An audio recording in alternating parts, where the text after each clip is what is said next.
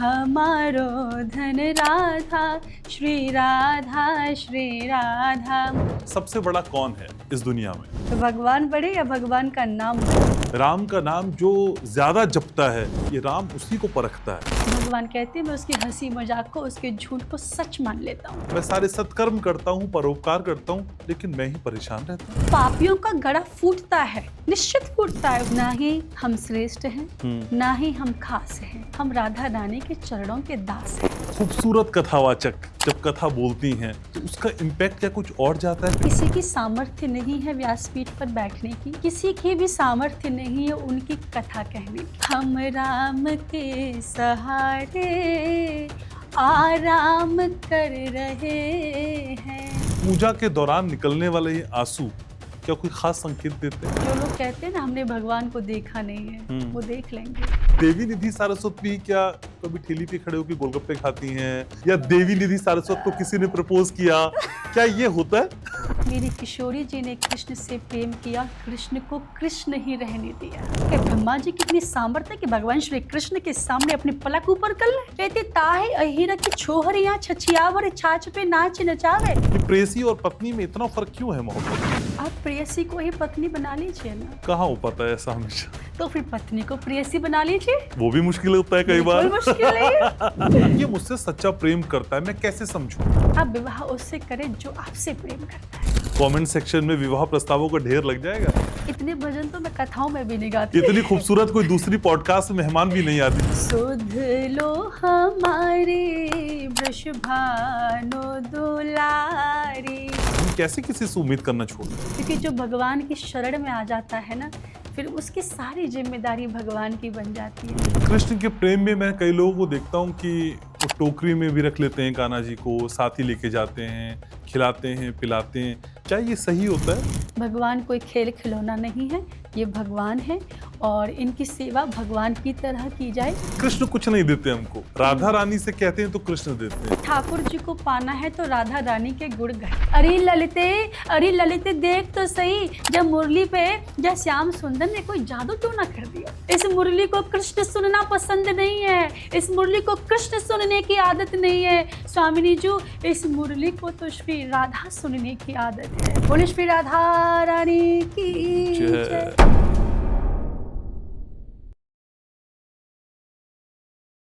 कहते हैं जिनके मन में राम है उनके भाग्य में वैकुंठ धाम है। दो शब्दों का अद्भुत ये नाम, यकीन मानिए, तीर्थ के समान है। और जो खुद में रमने के लिए विवश कर दे वही तो राम है।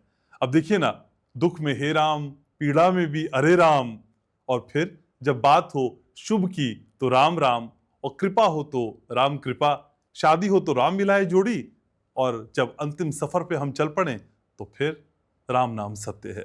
ये राम ही तो है जो हमको एक डोर में बांधे हुए है। तो आज राम के नाम को जपने की बेहद खूबसूरत कोशिश करेंगे, और इस कोशिश में मेरे साथ जुड़ेंगी वो जो 8 बरस की उम्र से कथा वाचन कर रही हैं, और सिर्फ राष्ट्रीय स्तर पे नहीं, अंतर्राष्ट्रीय स्तर पे बड़े कीर्तिमान उन्होंने स्थापित किए हैं। वो जितनी खूबसूरत है उससे कहीं खूबसूरत अद्भुत उनकी वाणी है। ये सारी बातें होंगी आज, लेकिन कहाँ? जी हाँ, आपके अपने पॉडकास्ट में जिसका नाम है घनश्याम उपाध्याय शो। मैं हूं आपके साथ घनश्याम, और मेरे साथ जुड़ रही हैं बहुत खूबसूरत, बहुत मृदुभाषी और बहुत शालीन, बहुत शीतल, जी हाँ, देवी निधि सारस्वत। जय श्री राधे। कैसी हैं देवी जी आप? कृपा है राधा रानी की। मेरे व्यूअर्स से जानना चाहेंगे, हालांकि बहुत सारी बातें तो मैंने की, देवी निधि सारस्वत कौन है? देवी निधि सारस्वत श्री किशोरी जी के चरणों की एक छोटी सी दास है, जिसके जीवन का उद्देश्य सिर्फ और सिर्फ श्री राधा नाम को कमाना है। क्योंकि हमारे यहाँ पर कहा जाता है हमारो धन राधा श्री राधा, हमारो धन राधा श्री राधा, परम धन राधा श्री राधा, परम धन राधा श्री राधा। जीवन धन राधा राधा राधा राधा राधा, जीवन धन राधा राधा राधा राधा राधा, प्राण धन राधा श्री राधा, हमारो धन राधा श्री राधा, परम धन राधा श्री राधा। तो आज राधा प्रेम को समझेंगे, कृष्ण प्रेम को समझेंगे Definitely. और ढेर सारी बातें जो आज मेरे मन में है, और आप जब स्टूडियो में आई हैं तो कई व्यूवर्स भी जानना चाहते हैं। लेकिन देवी जी, सबसे पहले मैं ये जानना चाहता हूँ, सबसे बड़ा कौन है इस दुनिया में? आपके हिसाब से कौन है? मेरी तो लॉ जिसके साथ लगी है, मैं सबसे बड़ा उनको ही मानता हूँ। लेकिन आप कथा वाचती हैं, लोगों से मुखातिब होती हैं, तो क्या बताती हैं उनको, किस पे विश्वास करें, कौन है सबसे बड़ा? मेरे हिसाब से जो सबसे ज़्यादा बड़ा है ना, वो भगवान का नाम है। क्यों? बाबा गोस्वामी तुलसीदास जी ने एक बात कही कि राम एक ताप सत्य अतारी, नाम सकल अखल को मति सुधारी। हम मानते हैं कि भगवान श्री राम ने एक तपस्वी की पत्नी अहिल्या का उद्धार कर दिया, जो कि श्राप से एक शिला बन गई थी। प्रभु श्री राम ने अपने चरणों की रज से मैया अहिल्या का उद्धार कर दिया। लेकिन राम जी के नाम ने न जाने हमारे जैसे, आपके जैसे न जाने कितने मनुष्यों का उद्धार कर दिया। तो भगवान बड़े या भगवान का नाम बड़ा? भगवान का नाम बड़ा। एक बार की बात है कि जब पूरी वानर सेना लंका में प्रवेश करने के लिए समुद्र में मार्ग बना रही थी, तो वानर सेना क्या करती थी, बड़े बड़े पत्थर हाथ में लेकर आती, उस पर राम लिखती और राम लिखकर पत्थर को समुद्र में फेंक देती। और जैसे ही समुद्र में पत्थर फेंकती थी, तो जो पत्थर था वो पत्थर समुद्र में डूबता नहीं था, अच्छा, तैरना शुरू कर दिया करता था। भगवान श्री राम ये देख रहे थे कि जिस पत्थर पर राम लिखा हुआ है वो पत्थर डूबता नहीं है, वो तैरना शुरू कर देता है। संध्या का समय था, भगवान राम ने देखा चारों तरफ कोई नहीं है, हम अकेले हैं। भगवान श्री राम ने अपने हाथ में एक पत्थर उठाया और पत्थर उठा के समुद्र में फेंक दिया, और जैसे ही फेंका पत्थर डूब गया। राम जी ने कहा, अरे जिस पत्थर पे हमारा नाम लिखा हुआ है और वानर सेना उस पत्थर को समुद्र में फेंकती है तो पत्थर डूबता नहीं है, लेकिन मैं स्वयं राम जब अपने हाथ से पत्थर को समुद्र में फेंक रहा हूँ, पत्थर डूब रहा है। राम जी ने कहा दोबारा से ट्राई करते। राम जी ने दूसरा पत्थर उठाया और उस पत्थर को फिर से समुद्र में फेंका, लेकिन वह पत्थर भी डूब गया। राम जी सोच रहे कि मैं अपने हाथ से पत्थर फेंक रहा हूँ, पत्थर डूब जाता है, और ये पूरी वानर सेना जिस पत्थर पर राम लिखकर पत्थर फेंकती है, पत्थर डूबता नहीं, तैर जाता है, ऐसा क्यों? पीछे से किसी के हंसने की आवाज़ आई। क्या देखा कि श्री हनुमंत लाल मंद मंद मुस्कुरा रहे हैं। राम जी ने कहा, अरे हनुमंत तुम यहीं पर हो? हाँ प्रभु, मैं यहीं पर हूँ। क्या कर रहे थे आप? राम जी ने कहा, अरे हनुमान हम क्या बताएं, हम तो देख रहे थे कि तुम लोग जिस पत्थर पर राम लिख देते हो और उस पत्थर को अगर समुद्र में फेंकते हो तो पत्थर डूबता नहीं, तैरने लग जाता है। आज हमने खुद पत्थर अपने हाथ से फेंका तो पत्थर देखो तैर नहीं रहा, डूब रहा है। हनुमंत इसका क्या कारण है? हनुमान जी ने कहा, सरकार जिससे आप अपने से दूर कर दोगे उसकी क्या औकात है कि वो तैर जाए, उसको तो डूबना ही डूबना है। और जिसने आपका आश्रय ले लिया, जिसने आपका हाथ पकड़ लिया, सरकार किसी के बस की बात नहीं है उसको कोई डुबा पाए। जिसने आपके नाम का सहारा ले लिया, रघुवर किसी की क्या मजाल हो उसको कोई डुबा पाए। इसलिए हम कहते हैं अगर प्रभु से भी ज़्यादा कुछ बड़ा है ना, प्रभु का नाम है। इस नाम की इतनी बड़ी महिमा है, इतनी बड़ी महिमा है। शास्त्र गाते हैं कि दिन में 24 घंटे होते हैं, ज़्यादा से ज़्यादा प्रयास करें इस नाम को गाया जाए। इन कान की सार्थकता तभी है जब इन कानों से उस नाम को सुना जाए। लेकिन सवाल कई होते हैं, और सवाल ये भी होते हैं कि भाई राम का नाम जो ज़्यादा जपता है, ये राम उसी को परखता है, ऐसा क्यों? मोहब्बत में ऐसा तो नहीं होता है? कभी नहीं। भगवान प्रेम करते हैं। अगर परखना शुरू कर दिया ना तो पता है क्या होगा, हम रहेंगे ही नहीं। अगर उसने गलती देखना शुरू कर दिया ना, डूब मरेंगे हम। क्योंकि हम गलतियों के अलावा करते ही क्या है। वो तो ये कहो कि परमात्मा सिर्फ हमारे अंदर गुण देखता है, बुराइयां नहीं देखता। अगर उसने बुराइयां देख ली ना तो हम कहीं के नहीं रहेंगे। कहते ना, पता नहीं कौन से गुण पर दया निधि रीछ जाते हैं।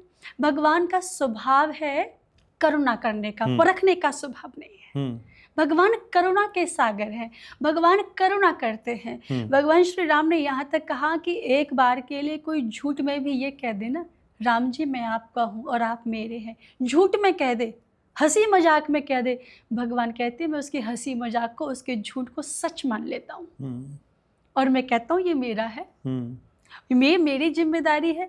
और मैं अपने बालक को उस प्रकार से रखता हूँ जैसे एक माँ एक छोटे बच्चे को रखती है। जैसे एक माँ अपने छोटे बच्चे की रखवाली करती है, वैसे ही मैं अपने भक्त की रखवाली करता हूँ। कहते हैं अस सज्जन मम और बस कैसे, लोभी हृदय बस ही धनु जैसे। भगवान श्री राम के हृदय में उनके भक्त वैसे निवास करते हैं जैसे एक लोभी के हृदय में धन रहता है। एक लोभी को धन से कितना अधिक लगाव होता है, चमड़ी चली जाए लेकिन दमड़ी न जाए, ये लोभी का स्वभाव होता है। हृदय में छुपा के रखता है, इतना लगाव रहता है, 24 घंटे निगरानी करता है। लेकिन भगवान श्री राम क्या कह रहे हैं, जैसे एक लोभी व्यक्ति के हृदय में उसका धन रहता है ना, वैसे ही रामचंद्र सरकार के हृदय में उसका भक्त रहता है। तो लेकिन लोगों की शिकायत देवी जी ये भी होती है, मैं सुबह उठता हूँ, मैं जल चढ़ाता हूँ, मैं पूजा करता हूँ, मैं व्रत रखता हूँ, मैं सारे नियमों को मानता हूँ, मैं सारे सत्कर्म करता हूँ, परोपकार करता हूँ, लेकिन मैं ही परेशान रहता हूँ, ऐसा क्यों? अच्छा प्रश्न है घनश्याम जी। कई बार लोगों ने मुझसे ऐसा पूछा कि देवी जी हम बहुत अच्छे हैं, हमने कोई याद नहीं कि हमने कोई बुरे कर्म किए हों इस जन्म में, लेकिन हम बहुत दुखी हैं। और सामने वाला व्यक्ति इतना दुष्ट है, जीवन में कुछ अच्छा नहीं करता, वो बड़ा सुखी है। इसका क्या कारण है? देखिए, दो बात है। अगर आप किसी बुरे व्यक्ति को फलते फूलते देख रहे हैं, वे उसके इस जन्म का फल नहीं है, वो पूर्व में किए हुए किसी श्रेष्ठ कार्य का फल है। जो पूर्व किसी जन्म में जो उसने श्रेष्ठ कार्य किया है उसका फल है, जो इस समय प्रकट हुआ है। और इस समय जो बुरा कर्म वो कर रहा है, इसका प्रकट होना, इसका जो फल है उसका प्रकट होना भी बाकी है। वो निश्चित समय आने पर उसका जो फल है वो भी प्रकट हो जाए। पर आपको नहीं लगता इंस्टेंट फल मिलने चाहिए जिससे कि कम से कम इस तरह की गलत हरकतें करने वाला थोड़ा सा थम जाए? मिलते हैं, समय आने पर सब कुछ होता है। देखिए, हम प्रकृति के वश में हैं, प्रकृति हमारे वश में नहीं है, प्रकृति परमात्मा के वश में है और हम प्रकृति के वश में हैं। यह सब कुछ नियति अपने हिसाब से करती है। यहाँ पर किसी के चाहने से कुछ नहीं होता है। नियति ने जो कंस कितना बड़ा पापी था, भगवान श्री कृष्ण चाहते तो पैदा होते मार देते, उन्होंने इंतजार किया, समय लिया। तो पापियों का गड़ा फूटता है, निश्चित फूटता है, उसे कोई रोक नहीं सकता, लेकिन एक सही समय आने पर फूटता है। तो थोड़ा सब्र रखिए। और कई बार लोग कहते हैं कि हमने इस जन्म में कुछ बुरा नहीं किया, फिर हम दुखी क्यों हैं? आपने इस जन्म में नहीं किया, लेकिन पूर्व में आपने कुछ ऐसा गलत किया है जिस प्रारब्ध की वजह से अभी आप दुखी हैं। लेकिन अभी जो आप श्रेष्ठ कार्य कर रहे हैं, इस कार्य को करते रहें जिससे आपका आने वाला भविष्य ठीक रहे। निधि सारस्वत, देवी निधि सारस्वत कैसे बन गई? कब वो लौ जली जब रहा कि राम की धुन में रमाना है खुद को? मैं हमेशा घनश्याम जी एक बात कहती हूँ कि ईश्वर को जिससे जो कराना होता है वो उससे करा लेते हैं। ना ही हम श्रेष्ठ हैं, ना ही हम खास हैं, हम राधा रानी के चरणों के दास हैं। उनको जिससे जो कराना है वो करा लेते हैं। मैंने तो जीवन में नहीं सोचा था कि मैं कभी कथा प्रवक्ता बनूंगी या कथावाचक बनूंगी। मैं बहुत छोटी थी, लगभग 7 साल की थी। मेरे जो दादाजी हैं आदरणीय, जिन्होंने मुझे शिक्षा दी। और देखिए प्रभु कैसे कृपा करते हैं, किसी न किसी को माध्यम बना के भेज देते हैं आपके ऊपर कृपा करने के लिए अपनी। मैं अपने दादाजी के साथ रहा करती थी। स्कूल से आने के बाद अपने दादाजी के साथ टाइम स्पेंड करना। मेरे दादाजी अनन्य कृष्ण भक्त, कहते हैं ना, उठत कृष्ण, चलत कृष्ण, बैठ रहे हैं तो कृष्ण, भोजन करने से पहले कृष्ण, हर समय कृष्ण कृष्ण, कृष्णाय नमः, कृष्णाय नमः, कृष्णाय नमः, 24 घंटे उनका चलता रहता था। सोते हुए भी कृष्णाय नमः, कृष्णाय नमः ऐसा करते थे। मेरे दादाजी भगवत गीता पढ़ते थे, और जब भगवत गीता पढ़ते थे तो मुझसे भी कहते थे तुम भी पढ़ो। मैं तो बहुत छोटी थी, तो ज़्यादा कुछ विशेष नहीं पढ़ पाती थी, लेकिन मैं कुछ मंत्र बोलती थी। अच्छा। मेरा पहले जीवन का मंत्र था जो मुझे याद हुआ, भगवान शंकर का, कर्पूर गौरम करुणावतारम संसार सारम भुजगेंद्रहारम सदा वसंतम हृदयारविंदे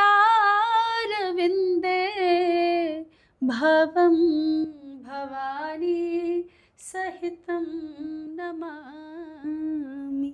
मेरे जीवन का पहला मंत्र जो मैंने याद किया।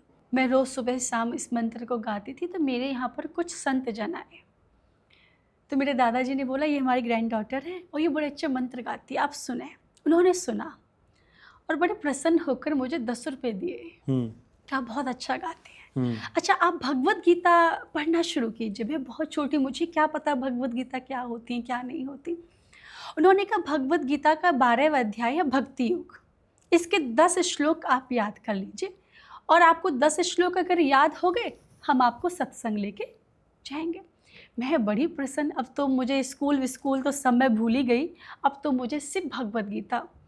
तो जैसे स्कूल से फ्री होती थी 2 बजे, उसके तुरंत बाद भगवत गीता पढ़ना, और मैंने 1 हफ्ते के अंदर 12वें अध्याय के 20 श्लोक याद कर लिए। सिर्फ तोता रट लेता है ना, वैसे याद कर लिए।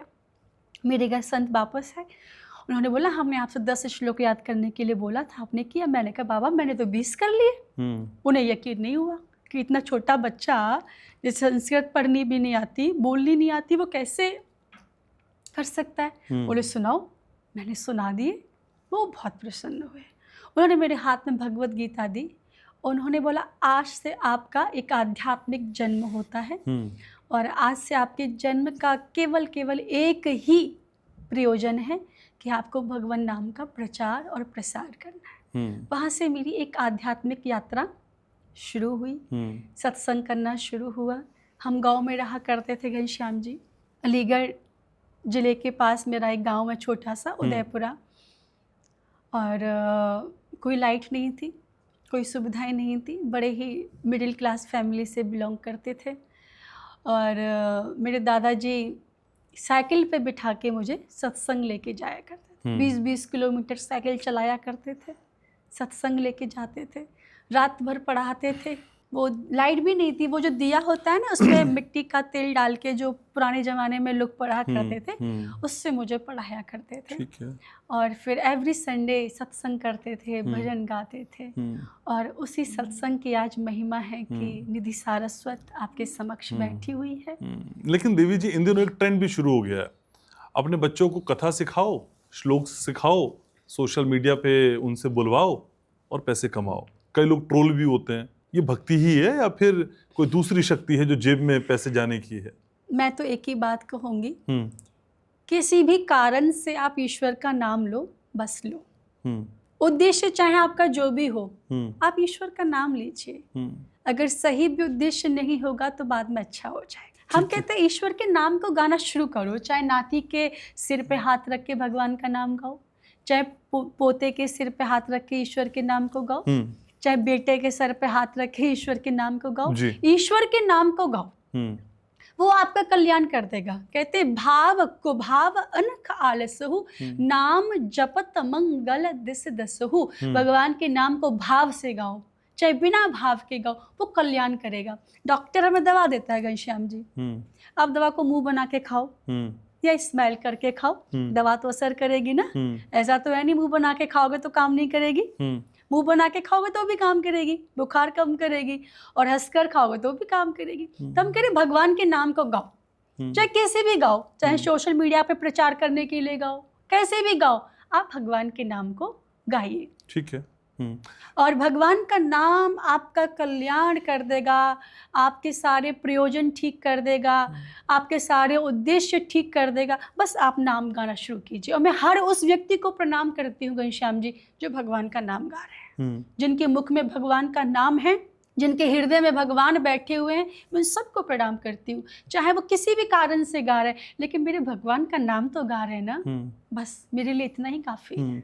लेकिन ये कॉम्बिनेशन जब हम देखते हैं कि खूबसूरत कथावाचक जब कथा बोलती हैं तो उसका इम्पैक्ट क्या कुछ और जाता है? क्योंकि पहले कुछ समय था हम देखते थे जो कथा पढ़ते थे या वाचन करते थे वो बहुत मेहनत हुआ करते थे, बुजुर्ग हुआ करते थे, लेकिन इन दिनों कई और नाम हैं जो कथा बाचती हैं और बहुत प्रसिद्ध कथावाचक हैं, उनके अपनी एग्जिस्टेंस भी है। अब उन्हीं में नाम देवी निधि सारस्वत का भी जुड़ रहा है। ये कॉम्बिनेशन ज्यादा इम्पैक्टफुल हो गया है क्या इन दिनों? देखिए, सुंदर रूप मिलता तो प्रभु की कृपा से ही है, और कोई व्यक्ति रूपवान है तो डेफिनेटली प्रभु की कृपा उस व्यक्ति के ऊपर है। रही बात कथा वाचन करने की, इसका रूप से सौंदर्य से कोई लेना देना नहीं है। मैं हमेशा कहती हूँ कि किशोरी जी स्वयं चुनती हैं कि किसको कहाँ बैठाना है।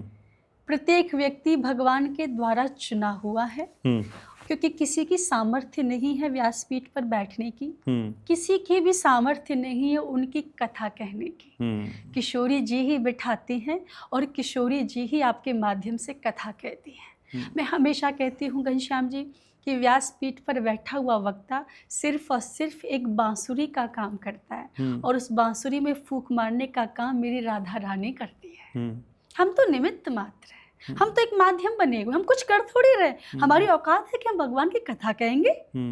हम इतने अधम, इतने पापी, ऐसा कोई अवगुण नहीं जो हमारे अंदर ना हो। हमारी कोई सामर्थ्य है कि हम उनकी कथा कह पाए, उनकी कथा, महारानी की कथा, स्वामिनी की कथा। ये तो उनका अनुग्रह है कि उन्होंने दास को माध्यम बना लिया अपनी कथा कहलवाने का। करने वाली वो, कराने वाली वो, हम तो बस बैठे हुए हैं। हम तो एक ही बात कहते हैं, श्री राम जी हमारे सब काम कर रहे हैं, श्री राम जी हमारे सब काम कर रहे हैं। और हम क्या कर रहे हैं?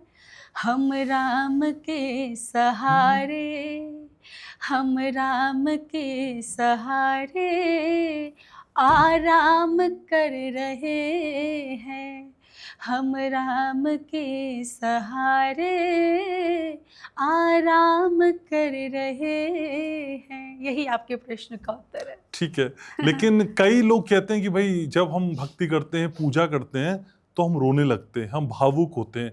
तो पूजा के दौरान निकलने वाले ये आंसू क्या कोई खास संकेत देते हैं? जिससे आप प्रेम करते हैं उसी के सामने आप अपना हृदय खोल के रखते हैं ना, तो हमारा परमात्मा के साथ किसी एक जन्म का रिश्ता थोड़ी है, न जाने कितने जन्मों का रिश्ता है। हमें याद नहीं हम पहले कितने जन्म ले चुके हैं, नहीं पता हमें। हमें तो इस जन्म का याद है, पिछले किसी जन्म का हमें याद। अनंत काल से हमारा परमात्मा के साथ रिश्ता है।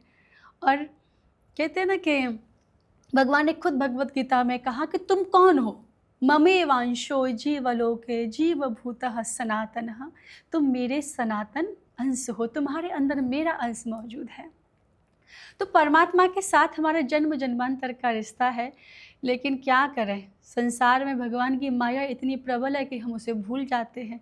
फिर मंदिर में उसके सामने खड़े होते हैं तो हमें याद आ जाती है, अरे ये तो हमारा अपना सगा है। मंदिर से बाहर निकलते फिर हम भूल जाते, लेकिन उनको भूलना नहीं है।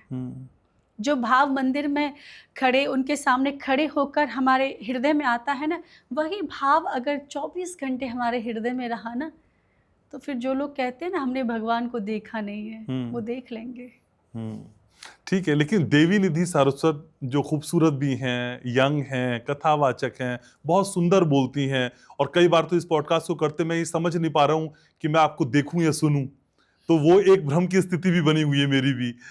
लेकिन देवी निधि सारस्वत भी क्या कभी ठेली पे खड़े होकर गोलगप्पे खाती हैं, या ऑनलाइन से सूट चूज करके मंगाती हैं, या देवी निधि सारस्वत को किसी ने प्रपोज किया, क्या ये होता है?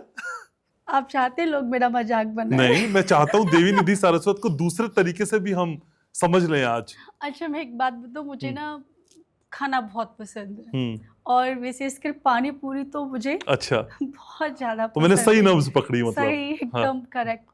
क्योंकि कोई खूबसूरत लड़की बिना गोलगप्पे की हो ही नहीं सकती। ये तो नहीं पता था मुझे।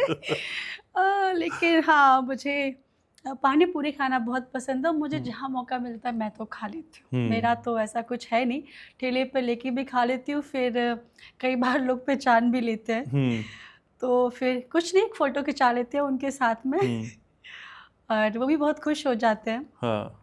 तो खाने की मैं भी बहुत शौकीन हूँ, मुझे खाना बड़ा पसंद है।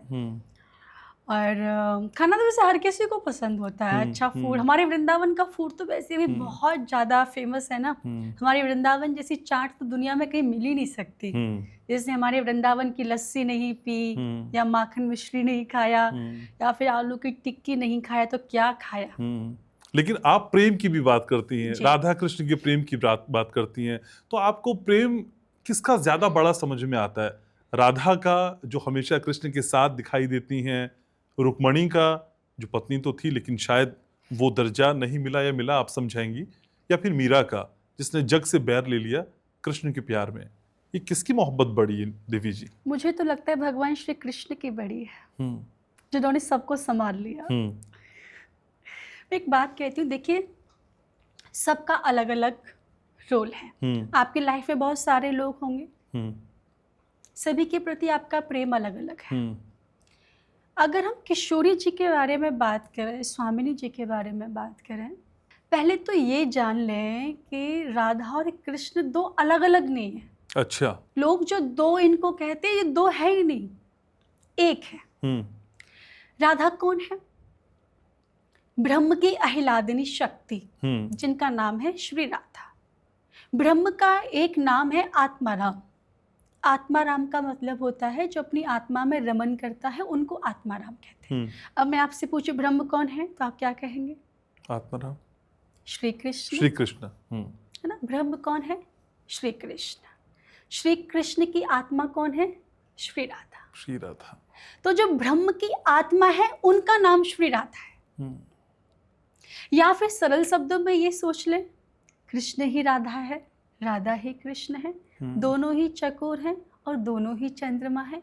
ये दोनों दो नहीं है, यही जाना, ये दोनों एक है। पूरा जग ब्रह्म श्री कृष्ण की आराधना करता है, लेकिन श्री कृष्ण श्री राधा की आराधना करता है। जगत को आनंद श्री कृष्ण प्रदान करते हैं, लेकिन श्री कृष्ण को आनंद श्री राधिका रानी प्रदान करती है। तो ये दोनों अलग अलग नहीं है। और किशोरी जी के प्रेम के बारे में क्या कहूँ।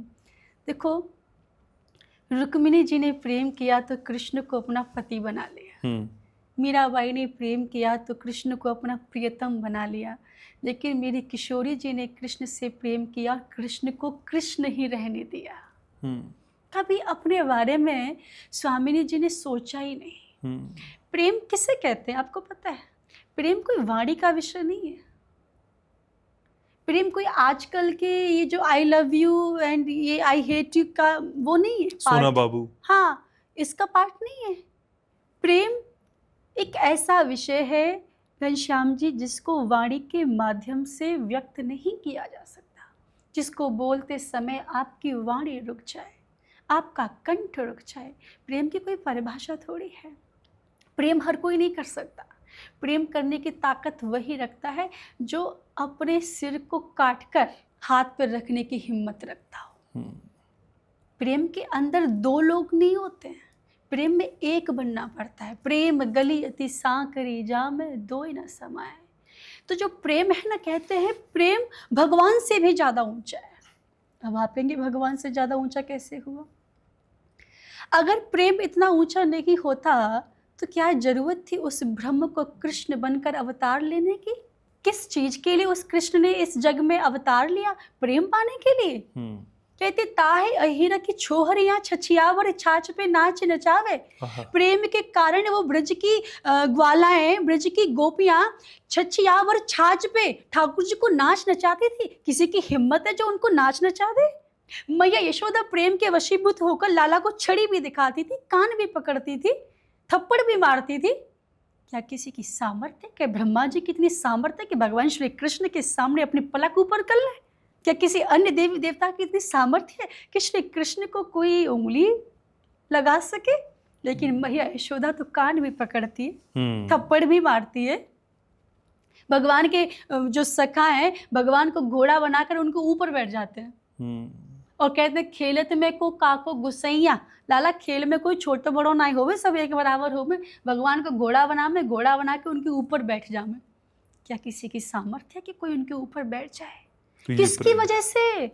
प्रेम की वजह से। यही प्रेम ये ताकत होती है प्रेम देवता की साहब, कि ब्रह्म को भी आपके सामने नाचने के लिए मजबूर कर देता है। ठीक है, ठीक है। तो ये प्रेम बहुत खूबसूरत है देवी जी, लेकिन कई बार लोग कहते हैं कि भाई जो वक़्त एक प्रेयसी की होती है वो पत्नी की नहीं हो पाती, पत्नी प्रेयसी की जितनी अजीज पति को नहीं हो पाती। ये प्रेयसी और पत्नी में इतना फर्क क्यों है मोहब्बत में?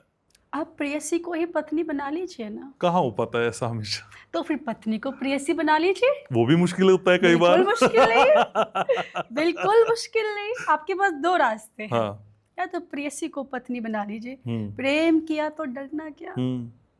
अब जब प्रेम किया है तो उसको फिर जी जान लगा दीजिए उसको पाने के लिए, आखिरी दम तक प्रयास कीजिए। कई बार वही प्रेयसी जो पत्नी बन जाती है वो पति के 15 टुकड़े काट के ड्रम में डाल के सीमेंट लगा देती है। मुझे तो डर लगता है ऐसी प्रेयसी पत्नी से। वो प्रेयसी नहीं है। फिर वो क्या है? वो प्रेयसी ही थी, फिर वो पत्नी बनी। उसको आप प्रेम की संज्ञा नहीं दे सकते। फिर क्या है वो? जीवन का एक अध्याय ये भी है ना, तब हम अच्छा नहीं देख सकते ना, कुछ चीजें ऐसी भी जिस पे चर्चा करनी जरूरी है। ये कैसा प्यार है, ये कैसी प्रियतमा है, ये कैसी पत्नी है। ऐसे लोगों के अंदर घनश्याम जी संस्कारों की कमी है। ऐसे व्यक्ति अध्यात्म से दूर है, ऐसे व्यक्ति भगवान से दूर है। इनको मतलब ही नहीं पता प्रेम क्या है। आजकल लोगों को प्रेम रखता है आई लव यू, फूल दे देना, चॉकलेट दे देना, यहाँ तक सीमित हो गया। आजकल तो सुबह आई लव यू बोलते हैं, शाम को आई हेट यू बोल देते हैं। तो इसे आप प्रेम कहेंगे? ब्रेकअप तो ये आजकल के प्यार और इश्क मोहब्बत में होते हैं। अच्छा, तो एक प्रेम को हम कैसे आंके, वो कौन सा फॉर्मूला है जिसके जरिए हम माने कि भाई ये मुझसे सच्चा प्रेम करती है या ये मुझसे सच्चा प्रेम करता है? मैं कैसे समझूं? देखिए बहुत मुश्किल है वैसे सच्चा प्रेम पाना इस जगत में, क्योंकि यहाँ पर कोई किसी को सच्चा प्रेम नहीं करता। सुर नर मुनि सबके यह रीति, स्वार्थ लाग करहि सब प्रीति। यहाँ पर कोई किसी को सच्चा प्रेम करता ही नहीं है। इसीलिए मैं कहती हूँ अगर आपके प्रेम के कोई योग्य है ना तो वो है भगवान। आप भगवान से प्रेम कीजिए, क्योंकि वही हमारे प्रेम के महत्व को जानते हैं। सांसारिक लोग हमारे प्रेम के महत्व को नहीं जानते। फिर आपने बोला कि कैसी प्रेयसी हैं जो 15 टुकड़े कर देती हैं, क्या कहें उनके विषय में। मैं लोगों से एक बात कहना चाहती हूँ, देखो विवाह चाहे थोड़ी देर से करना, लेकिन एक अच्छे व्यक्ति के साथ करना। भले ही दुनिया वाले प्रेशर जमाएं, 25 साल हो गए, 26 साल हो गए, 27 साल हो गए, नहीं कुछ नहीं। जब तक आपको एक सच्चा जीवन साथी ना मिले आप विवाह ना करें। तो क्या 25 बरस के इंतजार के बाद और 30 बरस के इंतजार के बाद हमें सच्चा प्रेमी मिलेगा, इसकी गारंटी देवी जी? प्रयास करते रहना चाहिए। और ये कौन कहता है कि 20 साल में हमको सच्चा प्रेमी नहीं मिल पाएगा? हमने तो बिल्कुल नहीं बोला। हम तो चाहते हैं आपको बहुत बहुत शुभकामना, 18 साल में मिल जाए। नहीं तो वो मिलने का टाइम मतलब इंतजार कर लिया जाए, ठीक है आप कह रही हैं, लेकिन इंतजार करने के बाद भी हमें मंजिल मिलेगी इसकी कोई गारंटी तो है नहीं ना। गारंटी तो शरीर की भी नहीं है कि कल हम जिंदा रहेंगे कि नहीं रहेंगे। गारंटी तो इस संसार में किसी भी चीज की नहीं है, लेकिन एक आस है, एक भरोसा है, उसके सहारे हम आगे बढ़ते हैं। तो मैं हमेशा अपने दर्शकों से कहती हूँ विवाह भले ही थोड़ी देरी से करना, लेकिन एक अच्छे व्यक्ति से करना, क्योंकि अच्छा जीवन साथी मिल गया तो यही स्वर्ग है, और अगर खराब जीवन साथी मिल गया तो यही नरक है। मैं हमेशा लोगों से कहती हूँ, देखो कई बार लोग मुझे गलत भी समझ लेते हैं, कई बार ट्रोल भी कर सकते हैं, लेकिन मैं हमेशा कहती हूँ ज़रूरी नहीं है कि आप उससे विवाह करें जिससे आप प्रेम करें। आप विवाह उससे करें जो आपसे प्रेम करता है, क्योंकि जो आपसे प्रेम करेगा वो आपको 15 टुकड़ों में तो नहीं डिवाइड करेगा। कमेंट सेक्शन में विवाह प्रस्तावों का ढेर लग जाएगा। हाँ। तैयार रहिएगा आप, कि आपसे प्यार करने वाले बहुत हैं। आप कमेंट सेक्शन में देखिए, जब आप दिखती हैं तो फिर लोग आपकी मोहब्बत में उतने ही मुरीद हैं जितने राधा कृष्ण की मोहब्बत में मुरीद है। देखिए, मैं कहूँगी कि आप सिर्फ और सिर्फ भगवान से प्रेम करें, संसार में किसी से नहीं करें। आप संसार में आए हैं, अच्छे से सभी के साथ रहे, अपने सारे कर्तव्य निभाएं। लेकिन जैसे कि मैं हमेशा एक बात कहती हूँ कि शरीर की पत्नी है, शरीर के बच्चे हैं, शरीर के माता पिता भी हैं, शरीर का एक घर भी है, एक शरीर की गाड़ी भी है, सारी चीज़ें शरीर की है। एक चीज़ समझनी पड़ेगी घनश्याम जी, आत्मा का नहीं है। आत्मा का पति कृष्ण, आत्मा की पत्नी कृष्ण, आत्मा का सर्वस्व श्री कृष्ण है। तो जग में रहकर अपने अच्छे काम कीजिए और सबसे प्रेम कीजिए। लेकिन जैसे आप संसार में रहकर सबसे प्रेम कर रहे हैं ना, वैसे अपने हृदय से, अपनी आत्मा से अपने श्री बांके बिहारी को प्रेम कीजिए। यही जीवन का सार है और कुछ नहीं है। तो बांके बिहारी के प्रेम का कोई भजन इस वक्त ध्यान आ रहा हो? क्योंकि आज तो हमने उनके रंग में रंगना है खुद को। इतने भजन तो मैं कथाओं में भी नहीं गाती जितने आपने इतनी खूबसूरत कोई दूसरी पॉडकास्ट में मेहमान भी नहीं आती जितनी आप आई हैं। मेरा एक बहुत ही प्रिय भजन है, वो श्री किशोरी जी का है, राधा रानी का है, वो सुनते हैं। प्यारी प्यारी भोरी भारी बरसाने वारी, सुध लो हमारी वृषभानु दुलारी। प्यारी प्यारी भोरी भारी बरसाने वारी, तुम भी मोहे भूलो नाही भानो दुलारी। तुम भी मोहे भूलो नहीं भानो दुलारी, मैं भी तो है भूलू नहीं भूले हूँ प्यारी। मैं भी तो है भूलू नहीं भूले हूँ प्यारी। प्यारी प्यारी भोरी भारी बरसाने वारी, सुध लो हमारी वृषभानु दुलारी। बोले श्री राधा रानी की जय। बहुत खूबसूरत पॉडकास्ट हो रहा है और सुरमे में हो रहा है। लेकिन कई बार हम कहते हैं कि बहुत आसानी से कह देते हैं कि भाई किसी से कोई उम्मीद मत करो। हाँ। उम्मीद करते हैं, फिर उम्मीद पूरी नहीं होती तो कष्ट होता है। क्या इतना आसान है एक आम मानव के लिए किसी से उम्मीद ना करना? आप मेरे पॉडकास्ट में आई हैं तो मुझको भी उम्मीद है कि ये पॉडकास्ट बहुत अच्छा जाए, मेरे व्यूअर्स तक जाए। इस उम्मीद पे ही तो दुनिया कायम है। हम कैसे किसी से उम्मीद करना छोड़ दें? फिर एक बात ध्यान रखना है, जो चीज़ आपको सुख देती है वही चीज़ आपको दुख भी देती है। तो अगर आप सुख लेने के अधिकारी हैं तो फिर दुख लेने का भी अधिकारी आपको बनना पड़ेगा। मेरे हिसाब से तो जीवन में उम्मीद नहीं करनी चाहिए। अगर संसार में किसी से उम्मीद मत करो। उम्मीद करनी है तो श्री बांके बिहारी से करो। भरोसा करना है तो श्री बांके बिहारी का करो। एक महान दार्शनिक है, उन्होंने एक बड़ी अच्छी बात लिखी कि आई ऑलवेज फील हैप्पी। पता है क्यों? क्योंकि मैं जीवन में किसी से कोई उम्मीद नहीं करता। क्योंकि आशाएं आपको हमेशा तकलीफ देती हैं। अगर आपने मुझसे कोई आशा रखी हुई है, जिस दिन मैं आपकी आशा पूरी नहीं करूँगी उस दिन आप दुखी हो जाएंगे। तो जीवन में आप किसी के लिए कुछ अच्छा भी कर रहे हैं ना, तो इस भावना से ना करें कि ये बदले में मेरे लिए कुछ करेगा। अगर इस भावना से आप कर रहे हैं तो आप दुखी होंगे। क्योंकि संसार में कोई किसी को सुख नहीं दे सकता। हम सुख को बाहर तलाश कर रहे हैं और बाहर सुख है नहीं, इसीलिए हम दुखी हैं। 3 प्रकार के दुखी लोग होते हैं। कोई तन दुखी, कोई मन दुखी, कोई धन बिन रहित उदास, थोड़े थोड़े सब दुखी, सुखी राम के दास। कोई तन से दुखी है, करोड़ों रुपए कमाते हैं साल भर में, खाते क्या है? सैलेड, मूंग की दाल। मूंग की दाल के साथ बिना घी वाली रोटी, घी नहीं खा सकते। करोड़ों कमा रहे हैं पर तन में कष्ट है, तन में तकलीफ है, तन से दुखी है। कई लोग मन से दुखी हैं, तन भी सुखी है और धन भी खूब है लेकिन मन दुखी है।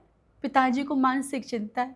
पिताजी चाहते हैं कि मैं अपने बेटे का विवाह भक्त खानदान में करूँगा, किसी अच्छे घर की बहू लेकर आऊँगा, लेकिन जो बेटा है वो घर की नौकरानी को लेकर भाग गया।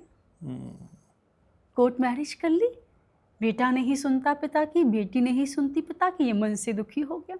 कई लोग कोई धन बिन रहित उदास। एक मजदूर कितनी बड़ी बड़ी बिल्डिंग बनाता है, प्लास्टर करता है, पुताई करता है, शाम को 500 रुपये मिलते हैं। उन 500 रुपये को लेके घर जाता है, उसी में से पत्नी को खिलाता है, बच्चों को खिलाता है, माता पिता को खिलाता है।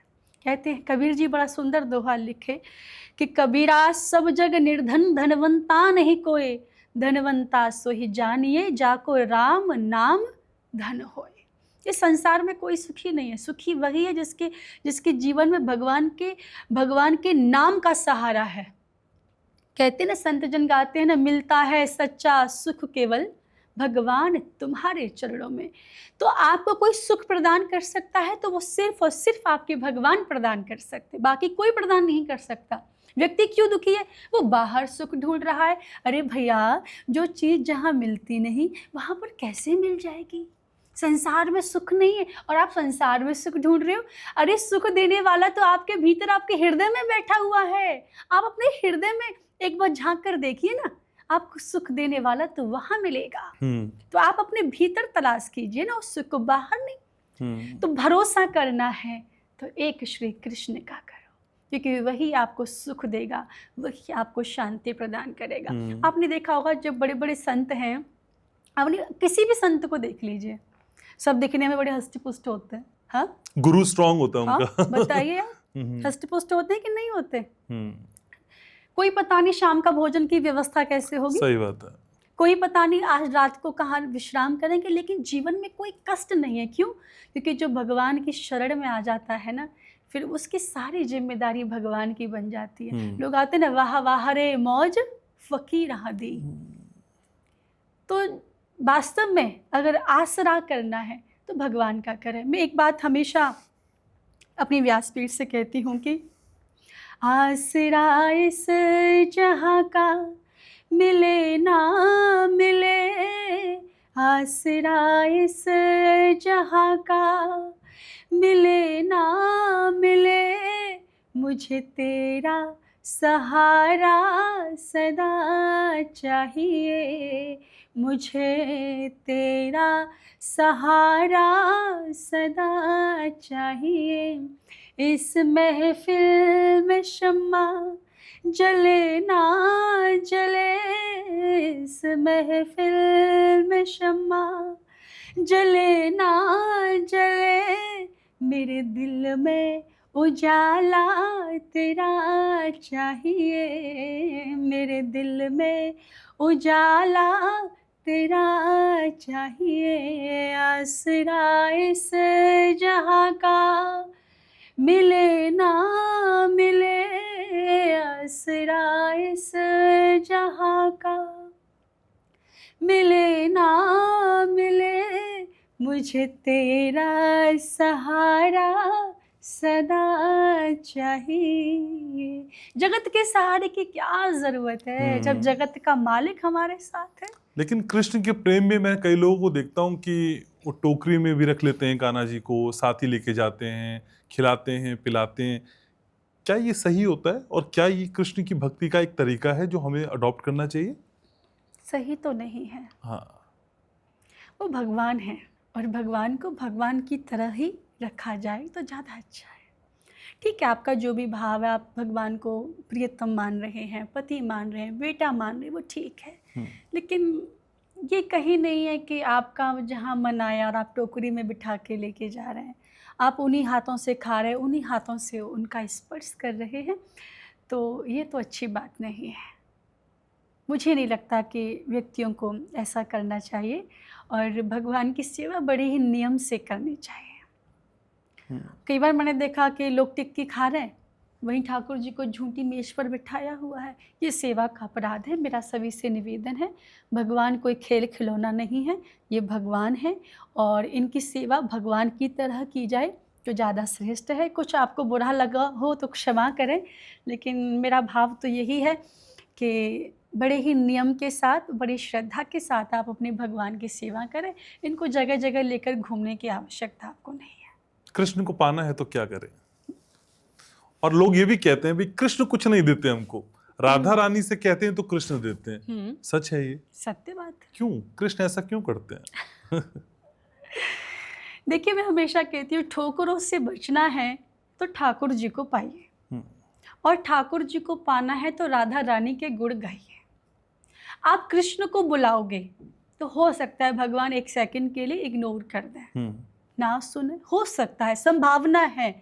लेकिन अगर आपने श्री राधा रानी के नाम को गाया और श्री राधा रानी को बुलाया तो भगवान श्री कृष्ण को बुलाने की जरूरत नहीं पड़ेगी, वह खुद ही अपने आप आपके पास आ जाएंगे। क्योंकि आपको जानकर आश्चर्य होगा घनश्याम जी, जब व्यक्ति एक बार अपने मुख से श्री कृष्ण कहता है ना, हम्म, तो जितने देवी देवता हैं ना छत्र बनकर उस व्यक्ति की रक्षा करते हैं। लेकिन जब कोई एक बार व्यक्ति श्री राधा नाम लेता है ना, तो स्वयं श्री कृष्ण उस व्यक्ति की छत्र बनकर रक्षा करते हैं। तो स्वामिनी जी तो भैया स्वामिनी जी हैं, ठाकुर जी भी उनके चरणों के चाकर हैं। ठाकुर जी भी पीछे पीछे पीछे पीछे घूमते रहते हैं, है ना, और ललिता सखी से प्रार्थना करते हैं, एक बार स्वामिनी जी से कह दो ना, हमसे न एक बात कर ले, हमसे न एक बात करे। तो हमारे स्वामिनी जी तो खैर स्वामिनी जी हैं। और देखो स्वामिनी जी के पास भी भेजने वाले यही हैं। आप ये ना सोचें कि आपकी डायरेक्ट एंट्री हो जाएगी। जब तक भगवान श्री कृष्ण कृपा नहीं करेंगे तब तक आप श्री किशोरी जी के पास नहीं पहुंच सकते। तो किशोरी जी के पास तक पहुंचने के लिए भी श्री ठाकुर जी की कृपा होना परम आवश्यक है। कृष्ण भक्ति करेंगे तभी श्री राधा रानी के चरणों की भक्ति प्राप्त होगी। और ये दोनों अलग नहीं है, मैं बार बार कह रही हूँ, ये दोनों अलग अलग बिल्कुल भी नहीं है। एक ब्रह्म है और एक ब्रह्म की आत्मा है। तो आज ब्रज की रज में यह महसूस कर पा रहा हूँ और आप मेरे साथ हैं। तो ब्रज की आपने बहुत सारे हिंदी में मुझे भजन सुनाए, लेकिन ब्रज की भाषा में कृष्ण और राधा के बीच का कोई संवाद जो गीत के जरिए आप मुझे बताना चाहें मेरे व्यूवर्स को, जो आपके ठेठ बोली अंदाज में हो, डायरेक्ट हो आपका। अच्छा, मुझे वैसे ब्रज भाषा तो नहीं ज़्यादा अच्छे से बोलनी आती, जो आपकी भाषा है। और एक कथा मैं आपको सुनाती हूँ, गीत तो नहीं, एक कथा सुनाती हूँ कि भगवान श्री राधा कृष्ण के बीच का जो प्रेम है वो कैसा है। एक बार श्री किशोरी जी ठाकुर जी से बोली, सुनो तो सही, तुम इतनी सुंदर बांसुरी बजाओ, मेरा मन करे कि जी बांसुरी एक दिन मैं भी बजाऊं। ठाकुर जी हंसने लगे, अरे स्वामिनी जी बांसुरी बजाना तुम्हारे बस की बात तो है ना। स्वामिनी जी बोले, ऐसा कौन सा काम है जो हम ना कर सके, हमें बांसुरी दो, हम आपकी मुरली बजाएंगे। अब ठाकुर जी मना कर रहे हैं कि मत बजाओ, आपसे बजेगी नहीं। लेकिन स्वामिनी जी तो जिद पर अड़े, लाओ मुझे अपनी मुरली दो, मैं मुरली बजाऊंगी। और स्वामिनी जी ने ठाकुर जी के हाथ से मुरली ले ली और मुरली को लेकर बजाना शुरू किया। स्वामिनी जी मुरली में खूब फूंक मार रही हैं, लेकिन ये मुरली बजने का नाम नहीं ले रही। स्वामिनी जी बजाते बजाते थक गई, लेकिन मुरली बजी ना रही। स्वामिनी जी ने अपनी सखी को बुलाया, जिनका नाम है श्री ललिता सखी। स्वामिनी जी प्यार से कह रही हैं, अरे ललिते देख तो सही, जब मुरली पे जब श्याम सुंदर ने कोई जादू टोना कर दिया। ललिते जी बोली, क्या हुआ स्वामिनी जी, क्या बात है, आप क्यों परेशान हो। स्वामिनी जी बोली, ललिते सवेरे सवेरे से बैठी भई हूँ जब बांसुरी को बजाने के लिए, लेकिन बांसुरी बजाते बजाते हार गई। लेकिन जी बांसुरी बजने को नाम नहीं ले रही। जी श्याम सुंदर ने जब बांसुरी से मना कर दी है कि तू बजना मत, देख रहे श्याम सुंदर की बात मानती है, ये मेरी बात नहीं मान रही। ललिते मैं क्या करूँ। ललिता सखी बोली, स्वामिनी जी आपसे एक प्रश्न करूँ। राधा रानी ने कहा, पूछो ललिते। तो ललिते ने कहा कि स्वामिनी जी जब आप बांसुरी बजा रही थी तो बजाते बजाते इस बांसुरी में किसके नाम की फूंक मार रही थी, किसको याद कर रही थी। स्वामिनी जी बोली, ललिते ये भी कोई पूछने की बात है, तुम्हें पता नहीं मैं किसको 24 घंटे याद करूं, किसके नाम की फूंक मारूंगी। अरे मैं तो अपने प्रियतम श्री कृष्ण के नाम की फूंक मार रही थी, और किसके नाम की फूंक मारूंगी। स्वामिनी जी के चरणों में ललिता सखी गिर गई। स्वामिनी जी यही तो कारण है कि ये मुरली बजती नहीं है। क्यों? क्योंकि हे स्वामिनी, इस मुरली को कृष्ण सुनने की आदत नहीं है, इस मुरली को कृष्ण का नाम सुनने की आदत नहीं है। स्वामिनी जी बोली, क्या मतलब ललिते, क्या कहना चाहो तुम। ललिता सखी बोली, स्वामिनी जी जब जब गोपाल ये मुरली बजाता है ना, इस मुरली में श्री राधा नाम की फूंक मारता है। स्वामिनी जी इस मुरली को कृष्ण सुनना पसंद नहीं है, इस मुरली को कृष्ण सुनने की आदत नहीं है। स्वामिनी जी इस मुरली को तो श्री राधा सुनने की आदत है। स्वामिनी जी आपका नाम सुनने की आदत है, यही कारण है, इस मुरली का खोट नहीं है। श्याम सुंदर ने कोई जादू टोना भी नहीं किया। स्वामिनी जी इस मुरली को तो पता ही ही नहीं है श्री कृष्ण कौन है। ये मुरली तो बस एक ही नाम जानती है, और वो स्वामिनी जी, वो नाम है श्री राधा। ये है भगवान श्री कृष्ण और श्री किशोरी जी का प्रेम। श्री कृष्ण कहते हैं, मेरी स्वामिनी जी, आपको पता है भगवान श्री कृष्ण ना किशोरी जी के चरणों की सेवा करना चाहते हैं, लेकिन किशोरी जी इतनी कोमल है, इतनी कोमल है कि भगवान डरते हैं, अगर हाथों से स्पर्श करूँगा किशोरी जी की चोट लग जाएगी। ठाकुर जी ने कहा कैसे इनके चरणों की सेवा करूँ, क्या करूँ? अगर नेत्रों से करूँगा तो हो सकता है ये माथा स्पर्श हो जाए, मेरी किशोरी जी को लग जाए। अगर होठों से सेवा करूँगा तो हो सकता है ये दांत अंदर है, कहीं मेरी किशोरी जी के लग न जाए। ऐसा कौन सा मेरे शरीर में भाग है जिससे मैं अपनी किशोरी के चरणों की सेवा करूँ, जिससे मेरी किशोरी को कोई कष्ट ना हो। मेरी स्वामिनी जी तो बड़ी कोमल है। तो आपको पता है श्री ठाकुर जी ना अपने गालों से श्री किशोरी जी के चरण दबाते हैं, अपने कपोलों से श्री किशोरी जी के चरण सेवा करते हैं। ये है श्री राधा और कृष्ण का प्रेम। ऐसा अद्भुत प्रेम जिसमें किशोरी जी ने कभी अपने सुख के बारे में नहीं सोचा, और एक ऐसा प्रेम जहाँ पर श्री कृष्ण ने कभी अपने सुख के बारे में नहीं सोचा। ये दोनों सिर्फ एक दूसरे को प्रसन्न रखना चाहते हैं। ठाकुर जी चाहते हैं मेरी स्वामिनी जी प्रसन्न रहे, और स्वामिनी जी चाहती हैं मेरा गोविंद प्रसन्न रहे। ये होता है प्रेम। प्रेम में कोई अपना स्वार्थ नहीं होता। प्रेम में सिर्फ एक ही स्वार्थ होता है, मेरा प्रेमी सुखी रहे, मेरा प्रियतम सुखी रहे। मेरा तो कोई वजूद ही नहीं है, मेरा प्रेमी सुखी तो मैं सुखी, मेरा प्रेमी मुस्कुरा गया तो मैं मुस्कुरा दी। ये इन दोनों का ऐसा बंधन है जिसको कोई अपने शब्दों के माध्यम से व्यक्त नहीं कर सकता। आपकी आंखें भावुक हो जाती हैं जब आप बात करती हैं। श्री राधा नाम एक ऐसा है ना कि जिसको ये समझ में आ गया घनश्याम जी, उसको फिर कहीं अन्य जाने की आवश्यकता नहीं पड़ेगी। हमारी किशोरी जी जैसा कोई है नहीं। मैं पहले अनन्य कृष्ण भक्ति थी। पहले मुझे लगता था इस संसार में सबसे खूबसूरत सिर्फ बांके बिहारी है, और कोई है ही नहीं उनके जैसा। लेकिन जिस दिन मैंने मेरी राधा रानी को देखा तो मुझे लगा कि बांके बिहारी से भी ज़्यादा कोई खूबसूरत है, मेरे बांके बिहारी से भी ज़्यादा कोई सुंदर है, तो उनका नाम स्वामिनी श्री राधा रानी है। वो कभी आपके अवगुण नहीं देखते, कभी आपके अंदर बुराइयां नहीं देखती।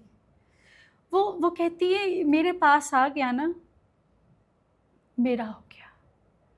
वो कभी नहीं देखती कि हम कितने पापी हैं। देखा जाए तो हम इतने पापी हैं कि हमें नरक में भी जगह नहीं मिलेगी। अगर हमारे एक एक पाप देखना शुरू किया जाए तो हमसे बड़ा कोई पापी नहीं होगा। लेकिन हमारी स्वामिनी जी इतनी दयालु हैं कि हम जैसे पापियों को भी अपने चरणों में जगह दे देती है। तो उनके बारे में कहने की मेरी कोई सामर्थ्य नहीं है। बस मैं दर्शकों से यही कहना चाहती हूँ कि जीवन का कोई भरोसा नहीं है। पता नहीं कौन सी सांस, कौन सी घड़ी हमारे जीवन की आखिरी घड़ी बन जाए। इसलिए भगवान नाम को गाइए। कर से कर्म करहु विधि नाना, मन राखहु जहाँ कृपा निधाना। कर्म करते रहिए और अपने मन को श्री राधा रानी के चरणों में लगा दीजिए। ठीक है, भावुकता होगी, थोड़े से बदलते हैं बातचीत के मिजाज को। जब मैं आपको देखता हूँ और जब मैं आपसे बातचीत करता हूँ तो एक फिल्म आई थी विवाह। हाँ। मुझे उसकी पूनम याद आती है, मुझे अमृता राव याद आती है। सूरज बढ़ जाती है कि निगाह अगर आप पे पड़ गई तो फिल्म में साइन कर लेंगे आपको। आप उतनी खूबसूरत हैं। सोचा है क्या? आप बोलती है अच्छा है, दिखती है अच्छा है, भावुक भी हैं, इमोशंस भी हैं, तो क्या देवी निधि सारस्वत और पहले पर्दे पे भी दिखाई दे सकती हैं? ऑफर आया तब भी नहीं? श्री ठाकुर जी ने, देखिए, जो भी व्यक्ति जो कार्य कर रही बड़ा सम्माननीय, मैं सबको प्रणाम करती हूँ। मैं हर किसी के कार्य को बड़ा ही सम्मान देती हूँ, चाहे कोई भी कार्य हो। लेकिन मैं एक बात बताऊँ आपको, जिसके पास डायमंड का हार होता है वो कभी सोने का हार नहीं पहनता, है ना? किसी स्त्री के पास डायमंड की ज्वेलरी हो तो कभी गोल्ड ज्वेलरी पहनेगी? जब जीवन में श्री राधिका रानी आ गई, कुछ और पाने की इच्छा शेष नहीं रहती है। तो ये जो आभा है, अगर हासिल करनी है, जो देवी निधि सारस्वत के पास है, ये खूबसूरती हासिल करनी है, तो श्री राधा राधा जपना शुरू कर दें। डेफिनेटली। आप कहें, कई बार लोग मुझसे पूछते हैं कि जो भगवान के भक्त होते हैं वो इतने सौम्य क्यों दिखते हैं? आपने कभी देखा है? आपके जो इष्ट होंगे ना, उनकी झलक आपके अंदर आएगी। आप भगवान श्री राम के भक्तों को देखना कभी, उनके चेहरे पर एकदम सरल मर्यादित होंगे। माँ जगदम्ब भवानी के भक्तों को देखना, तेज होगा एकदम चेहरे पे, है ना। भगवान शंकर के भक्तों को देखना तो उनके अंदर अपने आप अंदर से एक भोलापन होगा। और कभी श्री कृष्ण भक्तों को देखना, नटखट चंचल। हाँ हाँ। तो आपके जो इष्ट के अंदर जो लक्षण होते हैं ना, वो आपके अंदर आ जाते हैं। कहते हैं जानहु तुमहु तुम ही है जाई। भगवान राम को जानने वाला राममय हो जाता है, कृष्ण को जानने वाला कृष्णमय हो जाता है, और श्री राधिका रानी को जानने वाला राधामय हो जाता है। कहते हैं लाली मेरे लाल की जित देखूं तित लाल, लाली देखन मैं गई और मैं भी है गई लाल। लाल। ठीक है, समय की बाध्यता है, ये बातचीत और आगे बढ़ सकती थी, लेकिन आज इस बातचीत को यहीं विराम देते हैं। लेकिन आपसे वादा चाहते हैं कि आप घनश्याम उपाध्याय शो में आती रहेंगी। क्यों नहीं आएंगे? ये भी घनश्याम ही है जो आपको बुला रहा है। ठीक है। आपका तो नाम ही इतना सुंदर है, और यथा नाम तथा गुण, जैसा आपका नाम है उसी के अनुरूप आपके गुण हैं। और आपको हृदय से बहुत बहुत धन्यवाद, आपने मुझे अपने शो में आमंत्रित किया, और एक बहुत सुंदर बातें हम सभी ने की। जो भी दर्शक आप देख रहे हैं, खूब ढेर सारा प्यार और अपना आशीर्वाद दें। साथ ही मैं अपनी राधिका रानी से प्रार्थना करूंगी, आप हमेशा प्रसन्न रहे, नई नई ऊंचाइयों को आप प्राप्त करें, और जग में नाम करें, दीर्घायु हो, और भगवान का भजन करते रहे। बहुत बहुत आपको बहुत बहुत धन्यवाद आपका इन शुभकामनाओं के लिए। Thank you so very much.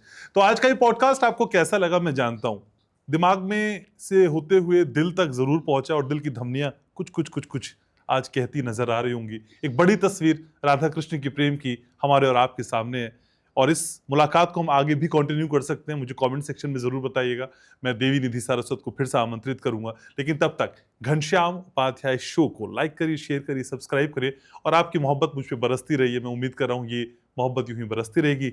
बहुत ध्यान रखिए अपना, और याद रखिए मैं आपसे बहुत प्यार करता हूँ।